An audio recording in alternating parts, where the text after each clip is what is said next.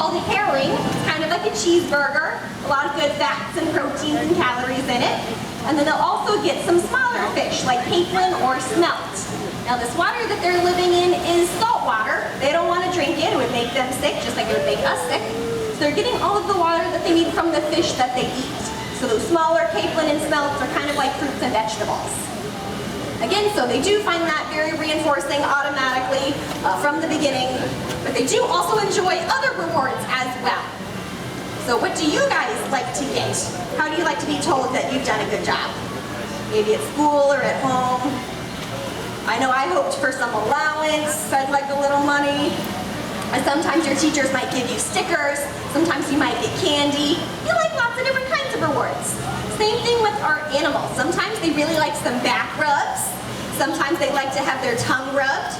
Sometimes they like to play with toys or with ice cubes or Jell-O. It sounds really silly, but sometimes they like to play in hose water.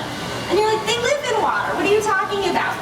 But we can hold the hose over it, and they will swim back and forth, enjoying that water pressure, kind of like a nice little massage.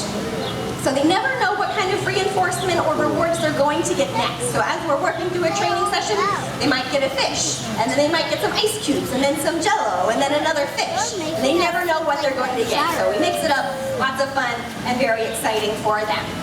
Now, as you're going to some of the shows today, you might notice the trainers wearing a whistle around their neck, and they'll blow that whistle throughout the show. It's called a bridge because it bridges the gap between the time they did the correct behavior and the time it's going to take